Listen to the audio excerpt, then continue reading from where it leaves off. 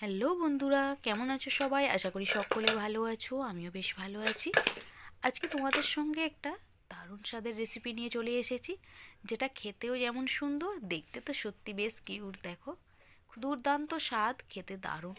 চলো, রেসিপিটা আসলে কি সেটাই জানতে চাইছো তো? দাঁড়াও দাঁড়াও, সবটাই তোমাদের সঙ্গে শেয়ার করবো, আর শেয়ার করবো বলেই আজকে ভিডিওটা তোমাদের সামনে নিয়ে এসেছি। ফার্স্ট দেখে নাও, ডেকোরেশনটা দেখেছো? যেমন খেতেও স্বাদ, আর যে কোনো জিনিস জানো তো একটু সুন্দর করে সাজিয়ে গুছিয়ে দিলে খেতে বেশ ভালো লাগে। তো চলো মেন রেসিপিতে যাওয়া যাক, মানে কি দিয়ে এটা কি বানিয়েছি সেটাই তোমাদের সঙ্গে শেয়ার করি। চলো, এবার বুঝতে পারছো তো বন্ধুরা, এটা হচ্ছে একটা ব্রোকলি রেসিপি। মানে ব্রোকলি দিয়ে একটা দারুণ স্বাদের সবজি রান্না, যেটা খেতেও যেমন সুন্দর গরম গরম ভাতের সঙ্গে। আর ব্রোকলি জানো তো দেখতে বেশ একটা কিউট সবজি, মানে বেশ ভালো লাগে ভেজিটেবিলটা দেখতে। তো চলো, তার ফার্স্ট আমি ব্রোকলিটা সুন্দর করে ছোটো ছোটো পিস করে কেটে নিয়েছি এইভাবে, মানে ফুলকপির মতোই ছোটো ছোটো করে পিস করে নিয়েছি। পিস করে নেওয়ার পর নিয়েছি দেখো টমেটো, নিয়েছি কাঁচা পেঁয়াজ, নিয়েছি ধনিয়া পাতা। তো সবগুলো এবার আস্তে আস্তে একটু ফ্রাই করব। ওভেনের মধ্যে একটা কড়াই বসিয়ে তাতে দিয়ে দিলাম কুচানো আলু, মানে আলুটা স্কোয়ার শেপে কেটে নিয়েছি আমি।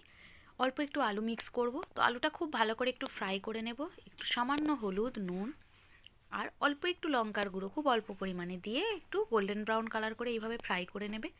দারুণ স্বাদের হয় রেসিপিটা, সত্যি বলছি। কেউ যদি নিরামিষ খেতে চাও সেদিনে এরকম একটা ব্রোকলির রেসিপি ট্রাই করতেই পারো। তো আলুটা তুলে নেওয়ার পর নেক্সট ওতেই অ্যাড করে দিলাম ব্রোকলি, কুচানো ব্রোকলিগুলোও সামান্য একটু নুন আর অল্প একটু হলুদ গুঁড়ো দিয়ে একটু জাস্ট নেড়ে চেড়ে নেবো কড়ার মধ্যে, মানে হালকা একটু ফ্রাই করে নেব। ফ্রাই করে খেতে কিন্তু দেখবে যে কোনো রেসিপি কিন্তু দারুণ টেস্টি হয়, মানে হালকা যদি কড়ার মধ্যে একটু ফ্রাই করে নেওয়া হয়। আর দিয়ে দিলাম দেখো সামান্য একটু লঙ্কার গুঁড়ো দিয়ে এটাকেও খুব ভালো করে 2 থেকে 3 মিনিট একটু ফ্রাই করে নেব। এইভাবে দেখো উল্টে পাল্টে, দেখবে দারুণ স্বাদ আসে বন্ধুরা, সত্যিই বলছি। তোমরা একবার হলো এরকম রেসিপি একবার ট্রাই করো, দেখবে দারুণ লাগবে। তো সমস্ত কিছু ফ্রাই করে নেওয়া কমপ্লিট। দেন চলো ওই একই কড়ার মধ্যে সামান্য একটু তেল দিয়ে দিয়ে দিলাম একটা তেজপাতা, একটা এলাচ আর একটা লবঙ্গ দিয়ে খুব ভালো করে একটু গরম হওয়ার জন্য অপেক্ষা করব। এইভাবে দেখো একটু নাড়াচাড়া করবে। অল্প একটু দারুচিনি অ্যাড করেছি যাতে আরও সুন্দর একটা ফ্লেভার আসে তার জন্য। দেন দিয়ে দিলাম কুচানো পেঁয়াজ। দেখো কুচানো পেঁয়াজটা দেওয়ার পর পেঁয়াজটা একটু নাড়াচাড়া করব, মানে একটু গোল্ডেন ব্রাউন কালার করে নেব। জানো তো যে কোনো মশলায় পেঁয়াজটা একটু গোল্ডেন ব্রাউন কালার করে রান্না করলে দেখবে দারুণ একটা স্বাদ আসে বলো। তো সেটাই করেছি।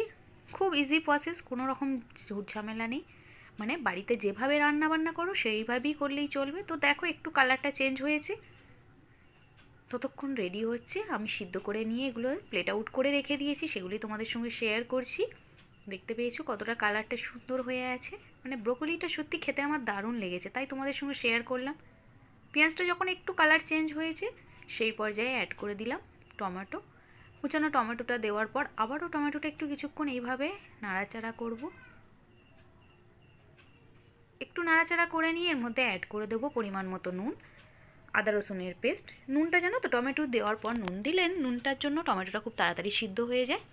তো দেখো সিদ্ধ হয়ে গেছে। দেন অ্যাড করে দিচ্ছি একে একে হলুদ গুঁড়ো, সামান্য লঙ্কার গুঁড়ো, ধনে গুঁড়ো আর অল্প পরিমাণে জিরে গুঁড়ো। আর জানো তো একটা গোপন মশলা আমি তৈরি করেছি, তার ভিডিও তোমাদের সঙ্গে শেয়ার করে দিয়েছি অলরেডি, দেন সেখানে গিয়ে একটু দেখে নিতে পারো। তো সেটাও অল্প পরিমাণে অ্যাড করে দিলাম যাতে একটা সুন্দর ফ্লেভার আসে, রান্নাটা স্বাদ যাতে দ্বিগুণ বেড়ে যায়। তো দেওয়ার পর সামান্য একটু জল দিয়ে খুব ভালো করে মশলাটাকে কষিয়ে নিই। খুব ভালো করে কষিয়ে নেওয়ার পর এর মধ্যে অ্যাড করে দিলাম অল্প একটু চিনি আর সামান্য একটু টক দই। মানে টক দইটা জানো তো একটা দারুণ ফ্লেভার আনে, সত্যিই বলছি। চাইলে তোমরা একটু বাদাম বাটাও দিতে পারো, তাতেও কিন্তু বেশ ভালো লাগে। তো দেখো করে নেওয়ার পর আমি যে ফ্রাই করে রাখা পটেটো আর ব্রোকলি রেখেছিলাম, মানে আলু আর ব্রোকলিটাকে এর মধ্যে অ্যাড করে দিলাম। দিয়ে আস্তে আস্তে এইভাবে একটু উল্টে পাল্টে নেড়ে চেড়ে নিয়ে দেখো দিয়ে দিলাম ধনিয়া পাতা কুচো। ধনিয়া পাতা কুচো দেওয়ার পর পরিমাণ মতো একটু জল দেব। দেওয়ার পর সিদ্ধ হওয়ার জন্য ঢাকা চাপা দিয়ে 5 থেকে 7 মিনিট রেখে দেব। তাতেই দেখবে দারুণভাবে সিদ্ধ হয়ে গেছে এবং ব্রোকলিগুলো বেশ সফট হয়ে যাবে। খেতে দারুণ স্বাদ বলছি বন্ধুরা, আবারও বলছি সত্যি দারুণ লাগে। শীতে এখন ব্রোকলি বাজারে প্রচুর পরিমাণে পাওয়া যাচ্ছে, তো তোমরা একবার হলেও কিন্তু এটা ট্রাই করতে পারো, সত্যিই ভালো লাগবে। দেন উপর থেকে ছড়িয়ে দিলাম যাতে সুন্দর একটা কালার আসে, তার জন্য কাশ্মীরি লঙ্কার গুঁড়ো, দেখতে পাচ্ছ এই যে। দিয়ে একটু ঢাকা চাপা দিয়ে রেখে দেবো 5 থেকে 7 মিনিট। 5 থেকে 7 মিনিট পর দেখো, দেখেছো বেশ সুন্দর মাখা মাখা একটা আসবে, খেতে দারুণ লাগবে। রুটি কিংবা ভাত দুটোই জমে যাবে কিন্তু। তো দেখো, দেখতে দেখেছো রান্না ফাইনালি লুকটা দেখো, ফাইনাল দারুণ হয়েছে সত্যি বলছি বন্ধুরা। এবার চলো প্লেট আউট করি, বক বক অনেক করলাম, প্লেট আউট করে দেখালে তোমরা বুঝতে পারবে কতটা সুন্দর হয়েছে। তো দেখো, জাস্ট দেখো দারুণ হয়েছে।